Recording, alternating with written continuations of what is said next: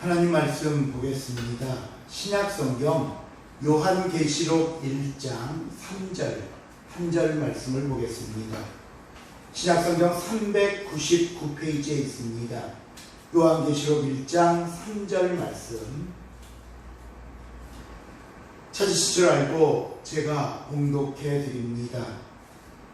이 예언의 말씀을 읽는 자와 듣는 자와 그 가운데 기록한 것을 지키는 자는 복이 있나니 때가 가까우니라.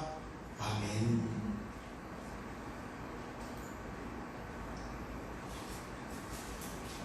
미국에서 최초로 백화점 유통업을 만들어 백화점의 왕이라 불렸던 존 워너메이커가 사업가로서 60주년을 맞는 기념행사에 한 기자가 이런 질문을 했습니다. 회장님, 지금까지 투자한 것 중에 가장 성공적인 투자는 무엇이었습니까? 라고 묻자 그는 서슴지 않고 이렇게 대답을 합니다. 저는 10살 때 성경을 사기 위해 1년 반 동안 벽돌 나르는 일을 했고요. 그렇게 번 돈으로 $2 75센트짜리 예쁜 가죽 성경 한 권을 구입했습니다. 이것이 제 인생의 가장 위대한 투자였습니다. 그 성경이 오늘 저를 만들었으니까요. 그러자 기자가 다시 한번 질문합니다. 그렇다면 누구든지 성경만 구입하면 성공할 수 있습니까? 아니요, 그렇지 않습니다. 중요한 것은 먼저 하나님을 믿고 그 말씀대로 실천해야 합니다. 하나님을 믿고 기쁘게 일하다 보면 성공은 어느새 내 옆자리에 와 있게 됩니다. 기독교를 가리켜 말씀의 종교, 성경의 종교라고 말하기도 합니다. 그만큼 하나님의 자녀로서 가장 중요하게 여겨야 할 것은 하나님의 말씀이라는 의미입니다. 여러분, 오늘 우리가 드리는 이 예배를 한번 생각해 보십시오. 보통 우리가 1시간 정도 예배를 드린다고 할 때 이 설교 시간이 차지하는 비중이 시간적으로 약 50% 정도 된다는 것은 그만큼 예배에서도 말씀이 차지하는 비중이 크다는 것을 우리에게 가르쳐주고 있는 것이고요. 또 오늘 교회에 나오신 분들은 성경 읽기표를 아마 다 받으셨을 겁니다. 내일부터 11월 27일까지 1년 12달 가운데 석 달을 할애해서 집중적으로 성경을 읽는 시간도 가지려고 합니다. 여러분, 왜 이렇게 성경 읽는 시간을 마련하고 왜 이렇게 성경에 대해 강조하는 것일까요? 그 이유는요, 성경은 우리가 하나님의 자녀로 사는 데 있어서 가장 중요한 내용을 담고 있기 때문입니다. 그래서 오늘은 우리가 내일부터 11월까지 석 달간 할 성경 다독대회를 시작하기에 앞서 성경에 대한 중요한 3가지 사실을 먼저 살펴보려고 합니다.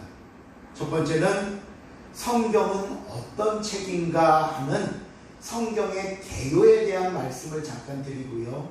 두 번째는 그럼 우리가 성경을 읽을 때 어떤 복을 받을 수 있는가? 이거 중요하겠죠? 복이라는 단어가 나왔으니까 어떤 복을 받을까? 세 번째, 그럼 성경을 어떤 방법으로 읽어야 할까? 이 3가지를 오늘 살펴보도록 하겠습니다. 자, 첫 번째로 성경은 어떤 책인가? 우리가 가지고 있는 성경은 크게 둘로 나누어서 구약과 신약이 있습니다. 그렇죠?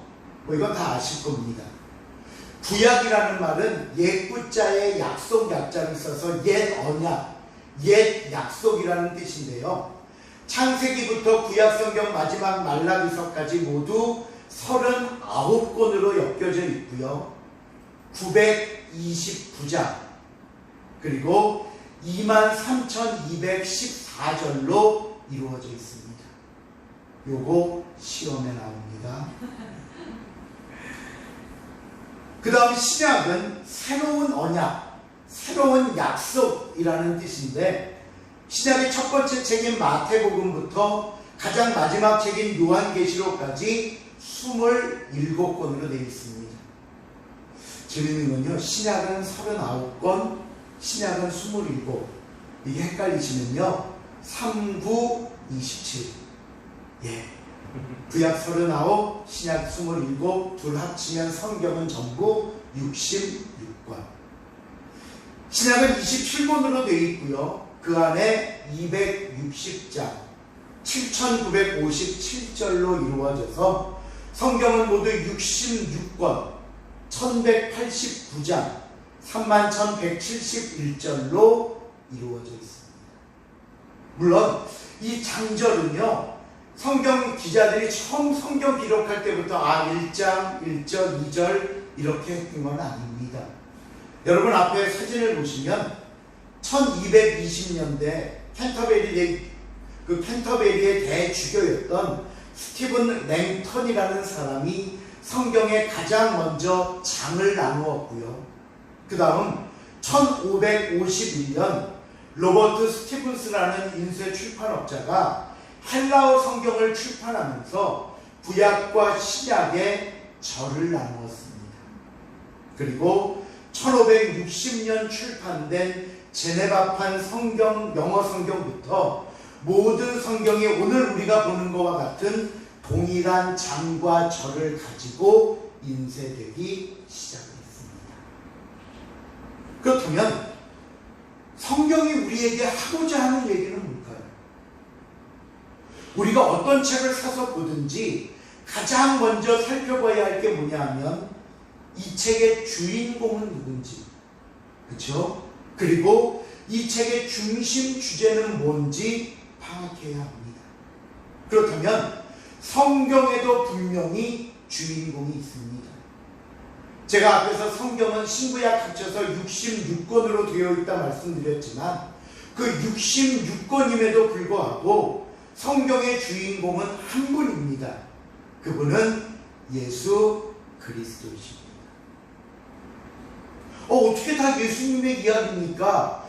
66권이 각각 다르고 시대도 다른데 어떻게 그게 가능하냐면요, 구약 성경은 앞으로 오실 예수님에 관한 이야기로 전해져 있는 겁니다. 앞으로 오실 예수님. 겉으로는 구약의 인물들이 나오고 이스라엘의 역사와 같이 보여지지만 그 안에 담긴 내용은 앞으로 오실 메시아, 구원주, 예수님에 관한 예언이 구약에 담겨 있는 겁니다. 그럼 신약 성경은? 신약은 구약의 예언대로 이 세상에 오신 예수님의 행적을 기록하고 있는 겁니다. 구약은 오실 예수님, 신약은 오신 예수님. 구약에 예언된 예수님이 한치의 오차도 없이 그대로 이 땅에 오시며 이루어졌음을 이야기하고 있는 것이고요. 사도행전 이후 서신서에서는 예수님이 승천하신 이후에 성령 하나님에 의해 어떻게 복음이 전파되는가를 보여주고 나서 신약성경 제일 마지막 책, 오늘 저와 여러분이 함께 본 요한계시록에서는 어떤 내용이 담겨져 있을까요? 요한계시록에 자막이 나왔네요. 다시 오실 예수님에 관한 예언을 기록하고 있는 겁니다. 그러니까 오실 예수님, 오신 예수님, 다시 오실 예수님. 그래서 성경의 주인공은 예수님입니다. 자, 그렇다면 성경의 중심 주제는 뭐냐? 그 대답이 요한복음 20장 31절에 있습니다. 제가 한번 읽어볼게요. 요한복음 20장 31절 말씀. 오직 이것을 기록하는 너희로 예수께서 하나님의 아들 그리스도이심을 믿게 하려 함이요 너희로 믿고 그 이름을 힘입어 생명을 얻게 하려 함입니다. 성경을 기록한 첫 번째 목적과 주제는요, 예수님은 하나님의 아들이시고 우리의 구주라는 사실을 이야기하려는 것이고요. 성경을 기록한 두 번째 목적과 주제는 그 기록된 예수님을 우리가 믿고 생명을, 구원을 얻기 위함이라고 성경은 말씀합니다. 결국 성경의 중심 주제는 구원입니다.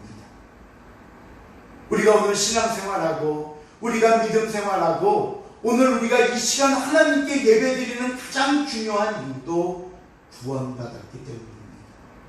그래서 성경 66권 안에 가장 중심이 되는 구절이 뭐냐면요, 요한복음 3장 16절입니다.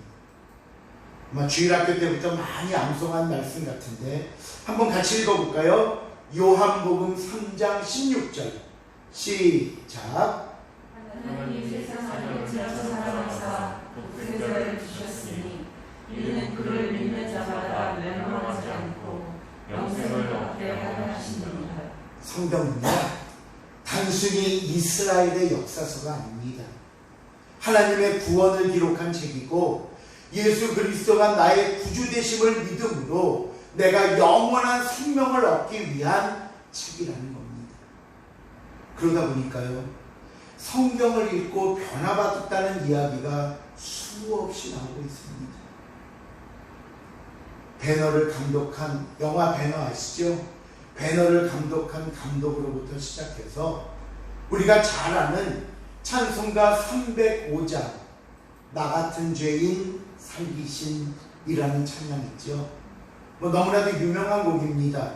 찬양의 원곡의 제목은 Amazing Grace. 얼마나 놀라운 은혜인가. 이 곡을 작사한 존 뉴턴은 1700년대 아주 악명 높은 영국의 노예상이었습니다. 하루는 평소와 마찬가지로 배 밑창에 노예들을 가득 싣고 가던 중에 그가 갑판 위에서 무료함을 달래기 위해 어떤 사람이 던져놓은지 모르는 성경 한 권을 집어들고 읽기 시작합니다. 그런데요, 성경을 읽으면 읽을수록 나는 죄인이구나 라는 생각이 마음에 들어오더랍니다. 아니, 내가 왜 이렇게 쓸데없는 생각을 가질까 하면서 아무리 그 죄인이라는 생각을 떨쳐버리려고 해도 내 마음을 무겁게 내리치는 그 생각을 좀처럼 떨쳐버릴 수가 없었습니다. 결국 그 노예상 존 뉴턴은 배 위에서, 갑판 위에서 이런 고백을 하게 됩니다. 내가 노예구나.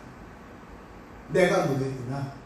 내가 죄악에 끌려다니는 노예였구나. 존 뉴턴은요, 견딜 수 없는 마음에 밤이 새도록 성경을 읽었습니다.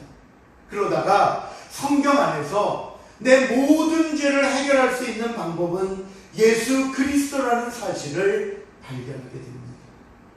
그리고는요, 그 자리에서 메모지를 하나 꺼내들고 글을 쓰기 시작합니다. 그 내용이 바로 우리 찬송가 305장의 내용입니다. 나 같은 죄인 살리신 주 은혜 놀라와 잃었던 생명 찾았고 광명을 얻었네. 큰 죄악에서 건지신 주 은혜 놀라와 나 처음 믿은 그 시간 귀하고 귀하다. 여러분, 성경이 무엇이길래 한 사람의 인생의 변화를 맞이하게 되는 것일까요?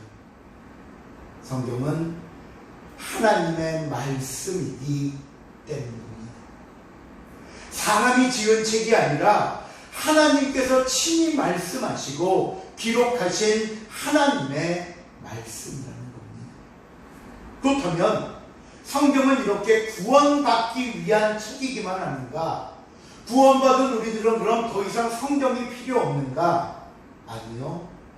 오늘 본문 요한계시록 1장 3절을 다시 한번 읽어보겠습니다.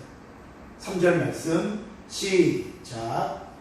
이 예언의 말씀을 읽는 자와 듣는 자와 그 가운데 기록한 것을 지키는 자는 복이 있나니 때가 가까웁니다. 이 말씀을 읽는 자와 듣는 자와 지키는 자들에게는 무엇이 있다고요? 복이 있다. 바로 저와 여러분이 성경을 읽고 듣고 지킬 때 복이 있다는 겁니다. 그러면 두 번째 주제로 넘어가서 성경이 우리에게 주는 복은 무엇일까요? 어떤 복을 줄까요? 첫째로 하나님의 자녀로서 믿음이 자라는 복을 주십니다. 우리가 신앙생활하는데 믿음은 절대적으로 필요합니다. 이 믿음은 우리가 하나님을 신뢰하고 하나님의 말씀에 순종해서 살아갈 수 있는 힘이 되기 때문입니다. 하지만 내가 예수를 믿겠다고 하는 순간부터 믿음이 저절로 생기는 거 아닙니다. 내가 교회만 왔다 갔다 한다고 해서, 내가 예배 자리에 앉아 있다고 해서 믿음이 그저 자연스럽게 솟아나는 것이 아니라는 겁니다. 그러면 믿음은 어떻게 생기는 것인가? 믿음은요, 하나님의 말씀을 읽고 듣고 배워야 합니다. 아, 하나님은 이런 분이시구나. 하나님에게는 이런 힘과 능력이 있구나. 하나님은 우리를 이 정도로 사랑하고 계시구나. 말씀을 통해 그 하나님을 알게 될 때, 그 하나님을 통해서 우리의 믿음이 성장하게 되는 겁니다. 로마서 10장 17절을 보면요, 이렇게 나옵니다. 우리 같이 한번 읽어볼까요? 로마서 10장 17절 시작. 그러므로 믿음은 들음에서 나며 들음은 그리스도의 말씀으로 말미암느니라. 혹시 여러분, 나는 지금 믿음이 없다고 생각되는 분이 계십니까? 나는 그저 교회만 왔다 갔다 했지 아무것도 모르겠다고 생각되십니까? 그렇다면 성경을 읽으십시오. 설교 시간에 말씀을 들으십시오. 들으면 알 수 있습니다. 제가 늘 자주 했던 말씀 있죠? 아는 만큼 보인다고. 예, 알면 아는 만큼 또한 믿게 되고요, 그 믿는 만큼 의지하고 따를 수 있는 겁니다. 예, 성경 읽지 않고 하나님에 대한 지식도 없고 아는 게 없으면 믿음 없는 게 당연해요. 뭔가 들어오는 게 있어야 믿음도 생기죠. 우리의 믿음은 하나님의 말씀을 읽고 듣고 배움으로 시작된다는 사실을 여러분 잊지 마시기 바랍니다. 성경 한 자 읽지 않으면서 믿음이 있을 거라 생각지 마시고요, 믿음이 그대로 유지될 것이라 착각하지 마십시오. 두 번째, 성경을 통해 얻을 수 있는 축복은 세상을 살아가는 삶의 지혜를 얻을 수 있습니다. 우리가 어떤 물건을 사용하다가 잘 모를 때가 있어요. 요즘은 뭐 얼마나 기계들이 복잡한지요. 그러면 우리가 그 물건의 사용 방법을 알아보는 두 가지 방법이 있습니다. 하나는 만든 회사에 전화해서 물어보는 겁니다. 뭐 서비스 센터에 전화해서 이런 게 안 되는데, 또는 이렇게 하려면 어떻게 해요? 라고 물어보는 거고요. 두 번째는 사용 설명서를 보는 겁니다. 그렇죠? 우리가 세상을 살 때도 마찬가지입니다. 이 세상을 어떻게 살면 좋을지 알 수 없어 염려할 때가 있고요, 고민할 때가 있습니다. 또 어떨 때는 세상에서 실패를 맛보며 물건이 고장나듯 내 몸이, 내 인생이 고장나 망가지고 무너지면서 실패를 맛보고 무너질 때도 있습니다. 그러면 어떻게 해야 하는 줄 아십니까? 어떻게 해야 될까요? 아까 물건을 샀을 때 두 가지 방법 말씀드렸죠. 첫 번째는 어떻게 한다고요? 전화. 네, 회사에 전화하는 거. 두 번째는 사용 설명서. 그럼 우리 인생이 고장나면 어떡할까요? 인생의 사용법을 알고 싶으면 어떡할까요? 똑같이 두 가지입니다. 우주 만물을 창조하시고 나를 만드신 하나님께 전화해서 물어보는 겁니다. 하나님, 모르겠습니다. 어떻게 하면 좋을까요? 어떻게 풀어가야 할까요? 어떻게 헤쳐나가야 할까요? 나를 좀 고쳐주십시오. 하나님께 묻는 것이 기도입니다. 기도예요. 그 다음, 하나님께서 우리에게 주신 세상을 살아가는 사용 설명서를 봅니다. 그 사용 설명서가 뭘까요? 성경입니다. 그래서 결국 신앙은 말씀과 기도로 하는 겁니다. 이거 안 하면서 잘 되리라, 뭔가 풀어지리라, 어떻게 되겠지, 그건 아무 방법도 모르는 사람이 그냥 기계만 무작정 두들겨 보고 마는 겁니다. 그러면 어떻게 되는 줄 아십니까? 더 크게 망가집니다. 열심히 하는 게 중요한 게 아니고 잘 열심히 해야 합니다. 올바로 열심히 해야 합니다. 성경 안에는 세상을 사는 지혜가 담겨져 있습니다. 우리가 어떻게 하면 죄를 이기고 하나님이 원하시는 삶을 살 수 있는지 바른 삶의 모습을 가르쳐 줍니다. 세상의 무거운 짐을 짊어지고 정말 어찌할 바 모를 때 성경은 우리에게 위로와 힘을 줍니다. 하나님의 뜻을 몰라 결정에 자신 없을 때, 어떻게 하면 좋을 때 하나님의 뜻을 우리에게 가르쳐 줍니다. 그렇다면 성경을 읽기만 하면 복을 받습니까? 아닙니다. 복을 받으려면 성경을 읽을 때 요령 방법이 있습니다. 마지막 세 번째, 그럼 성경을 어떻게 읽어야 할까요? 첫째, 꾸준히 읽으십시오. 꾸준히. 우리가 재밌게 보는 드라마도요, 한동안 안 보면 흥미를 잃어버립니다. 성경도 마찬가지입니다. 읽다가 바빠서 2, 3일 못 읽고 일주일, 2주일 넘어가다 보면요, 다시 성경을 읽으려고 피면 앞에 내용도 생각 안 나고 읽는 것도 재미없어집니다. 그럼 못 읽게 돼요. 또 내가 하루에 100장씩 읽어야지, 너무 많은 분량을 정하고 읽다 보면요, 그 읽는 자체가 부담이 되고 힘들어져 읽지 못하게 됩니다. 그러니까요, 읽을 수 있는 일정량을 정해놓고 꾸준히 읽으십시오. 밥도 몰아먹는 거 아니잖아요.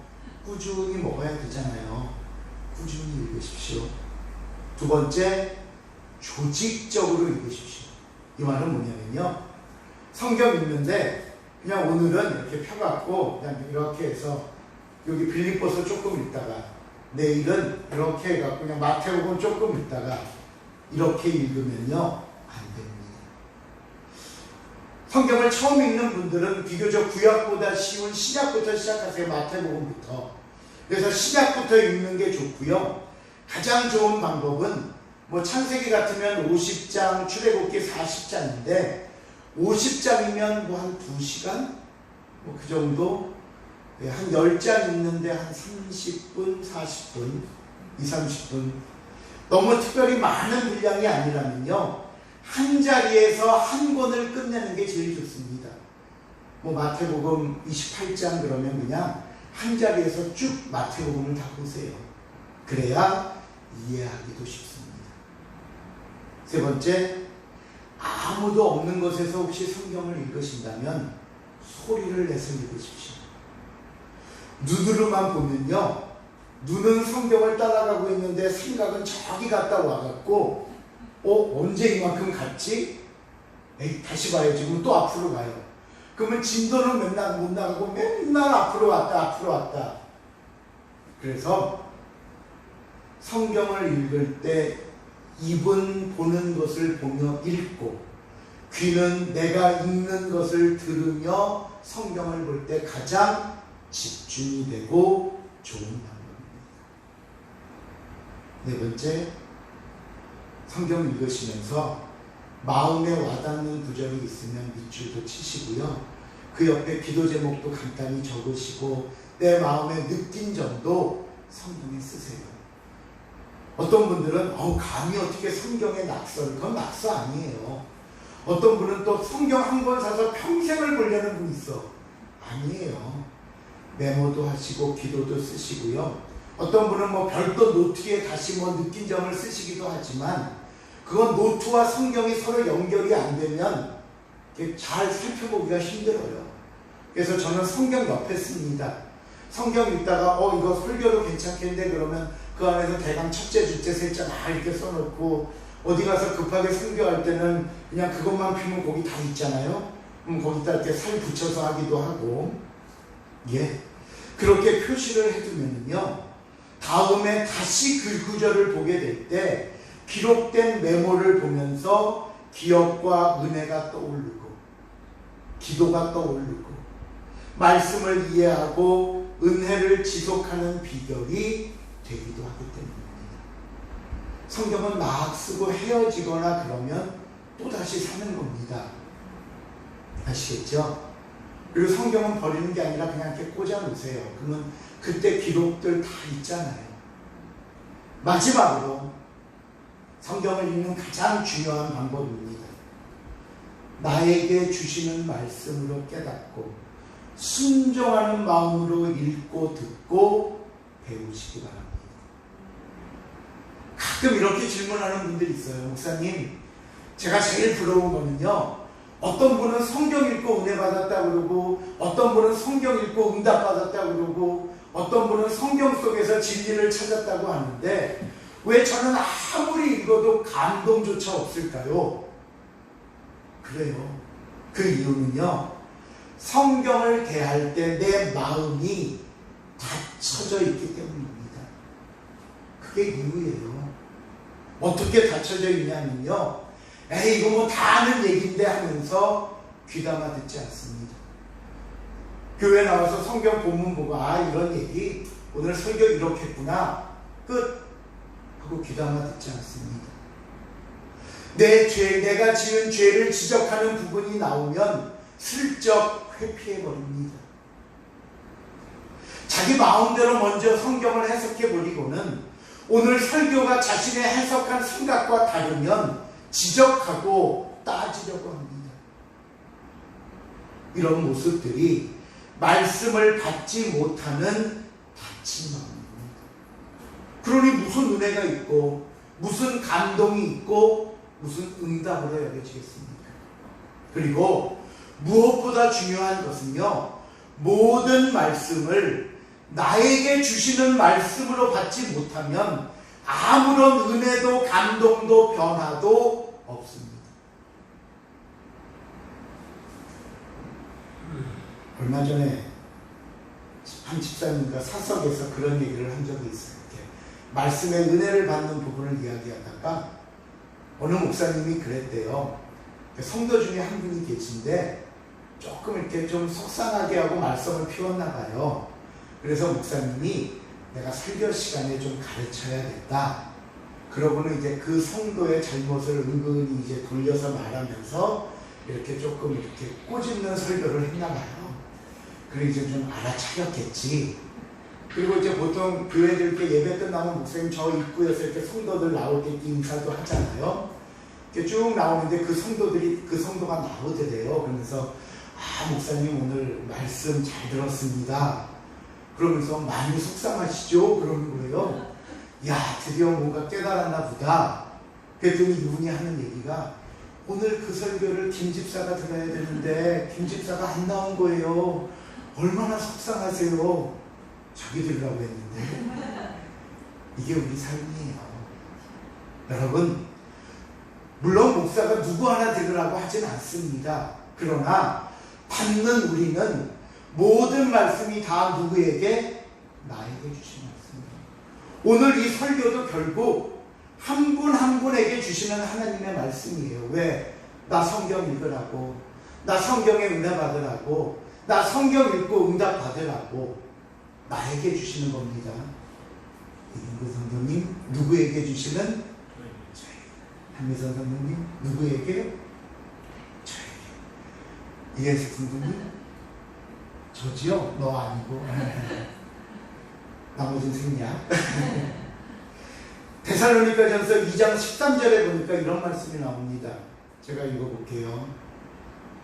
이러므로 우리가 하나님께 끊임없이 감사함은 너희가 우리에게 들은 바 하나님의 말씀을 받을 때에 사람의 말로 받지 아니하고 하나님의 말씀으로 받으니 진실로 그러하도다.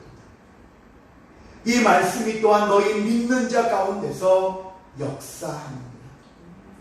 하나님의 말씀으로 받고, 이 시간 설교자의 개인 이야기가 아니라 안상국이라는 목사의 이야기가 아니라 나에게 주시는 하나님의 말씀으로 받을 때 그 말씀이 우리 가운데서 뭐 한다고요? 역사합니다. 역사한다는 것은 감동을 주고 은혜를 주고 응답을 주고 축복을 주는니다. 하나님의 말씀으로, 내게 주시는 말씀으로 받아야 축복도 있고 응답이 있는데 다 남의 얘기로 얘기고 듣기 싫은 건 회피해버리고 모른 척하고, 그러니 내게 오는 은혜와 응답이 뭐가 있겠냐는 겁니다. 여러분, 모든 말씀을 나에게 주시는 말씀으로 깨달으시기 바랍니다. 말씀을 통해 내가 고치고 회개해야 할 모습은 없는지, 말씀을 통해 나에게 위로와 힘을 주는 부분은 무엇인지, 말씀을 통해 내가 순종하고 실천해야 할 모습은 또한 무엇인지 발견하시고 그대로 실천하십시오. 그러면 듣는 이 말씀, 읽는 그 말씀이 여러분 안에 힘이 되고 위로가 되고 은혜와 응답이 될 것입니다. 말씀을 냈습니다. 내일부터 3개월 동안 성경 다독 대회가 진행됩니다. 부디 바라기는 이번 기회를 통해 성경을 꾸준히 읽는 습관이 몸에 배는 저와 여러분이 될 수 있기를 바랍니다. 그리고 하나님이 주시는 오늘 약속의 말씀처럼, 누구에게 주신 약속? 또 여기서 너 하면 안 돼요. 나에게 주신 약속처럼 읽고 듣고 배움으로 복을 받을 수 있기를 바랍니다. 여전히 그칠 줄 모르는 힘든 상황 속에 살고 있지만 그럴수록 우리에게 필요한 건 믿음이고요. 그 믿음을 갖기 위해선 하나님의 말씀인 성경 속의 답을 찾고 방법을 찾고 하나님께 기도함으로 나가야 됨을 깨닫고 말씀과 기도로 사는 저와 여러분이 될 수 있기를 주님의 이름으로 축원을 드립니다. 기도하시겠습니다. 하나님 감사합니다. 우리에게 귀한 하나님의 말씀인 성경을 주시고 읽고 듣고 배움으로 그 말씀 안에 기록된 하나님의 뜻을 깨달을 수 있도록 은혜 주신 것 감사를 드립니다. 믿음을 원하지만 말씀과 기도로 살지 못했고 하나님의 자녀라 말하지만 내 마음과 내 방법대로 살았던 삶임을 이 시간 우리가 깨닫고 고백하게 하시고, 그러게 더욱더 하나님의 말씀과 기도 속에 주의 뜻을 따라 살아갈 수 있도록 축복하여 주시옵소서. 감사드리오며 예수님의 이름으로 기도하옵나이다.